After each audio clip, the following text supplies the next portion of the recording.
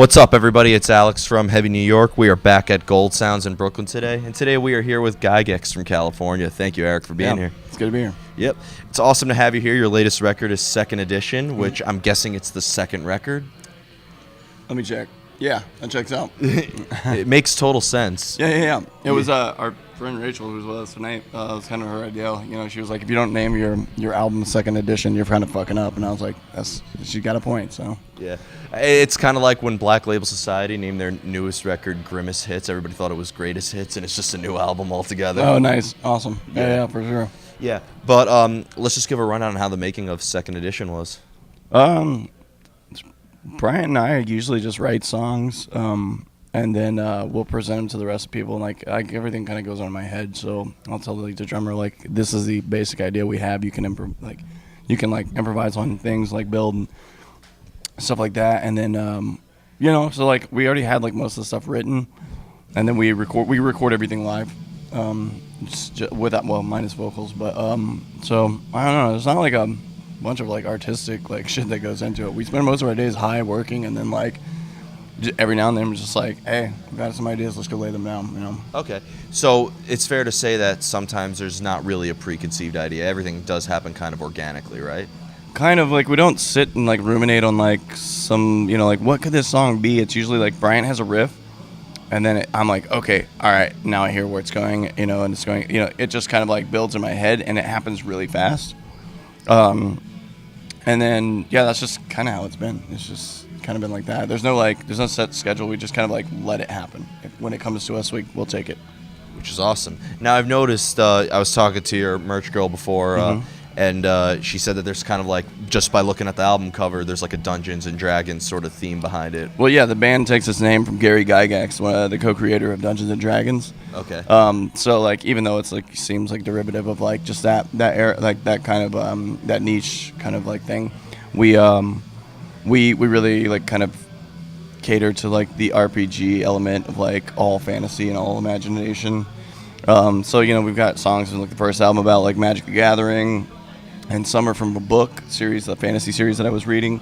So it's kind of all over, but like the D&D thing, like the RPG element is really fun, like and it's there's a lot of stuff like I'm still kind of getting ideas for, and like how to really shape the band. But yeah, man, right now it's just super cool, and like Rachel is a huge help too. She also does all the art direction on our albums. Yeah, she told me that.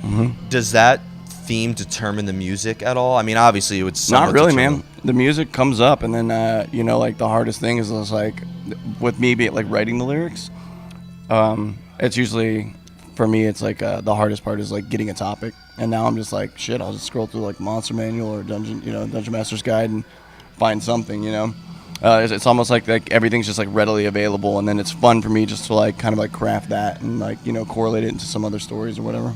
Which is cool. If you do an album based off The Legend of Zelda, you guys will be my favorite band of all time. Shit, man. We might break into the VGM scene. Well, you mentioned RPG, and maybe it's just my age, but I instantly think of like the video game style. And I'm a huge video game fan too. Like, and I love like the Legend of Zelda series are great too. Yeah, I just got my Zelda tattoo. Oh, sick, man. I just started playing Breath of the Wild. I was like, it was cool. I like the open world idea, but I don't like the idea that you can still lose all your weapons and shields and stuff. Oh my god, I didn't get it yet, just because of how frustrating Skyward Sword was to me. Yeah. And like, I know that if like I get that game, I will not leave my house. Yeah. And, like, when I was a kid, man, I used to play the Wind Waker or no, what was the one on the Game Boy?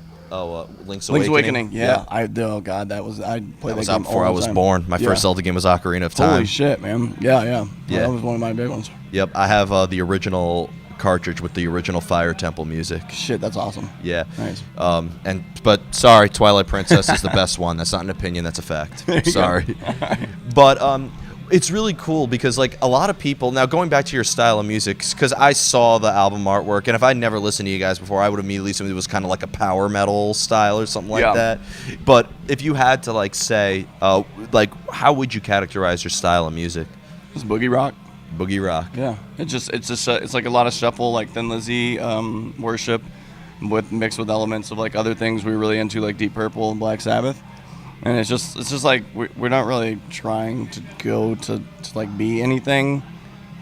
I just was like, I love like playing RPGs and games as a kid, and I love fucking Thin Lizzy, and I was like, what if I could just put these two things together? You know? Yeah, So. which is awesome. Now, you are both the bassist and the vocalist, right? Yes, right. Yes. Right. So, I was wondering because I love to do a little bit of gear talk. If you want to throw that in there, what your weapon of choice is. Man, because I'm the worst person to talk about gear. I actually just got a Fender Squire. Nothing wrong with that. Well, I had Deans, and it's like I had a Rickenbacker before, and like I've been through a bunch of different basses, but like my whole thing is I use the distortion pedal on my stuff, so like it doesn't really take much for me to like find like a decent sound. So I don't really go for like the like, oh, I got a 72, like, you know, this or this, whatever. So like right now I'm just using a Squire, and then my rig that I don't have tonight is just a PV 2700 like power amp, and then I run it through a Sans amp rack, and that's it. That's not bad. Do you like maybe have the use the Squire, because I've noticed that those are kind of lighter a little bit. I got the Squire because it's one of the, you'll see it. It's one of the old like vintage like looking ones with the like the black what do you call them, fret markers. Yeah. And then it's got the ashtray like like a cover for the back. Also, you could smoke and play. Yeah. So it's like it's just one of those like retro ones. And me and Bryant were at a guitar like a music shop in Ventura, and we saw it, and he's like, "Dude, that shit looks awesome." And we looked at it, and it was $300, and I was like, "I'm gonna get this shit." Yeah, and I'd imagine, being that you sing and play, that you kind of maybe have your gear kind of adjusted to that too, right? Kind of, not really. Like it's weird because like I don't really think about much shit when I'm playing, or like going into playing. I've been on autopilot for so long. It just kind of, I let like whatever's like directing me just go with it, you know. So as for singing and playing, I'm just like sometimes I just step out and go like, well, I hope this goes well. Yeah, well, 9 times out of 10 it usually does, right? Yeah, for sure. Yeah. So before we go, I want to thank you so much for your time. Yeah, it's pouring rain, and I'm so glad you guys got to the city safely, because for sure, man, getting to the city's a nightmare in this weather. It's good to be here like now and like just be like, all right, now we're good. So yeah, but is there just anything else for the second edition era of Gygax that you'd like to promote? I mean, if you like the album, definitely pick it up. Check it out at Creator Destructor Records, or you can check it out through like our Bandcamp or whatever.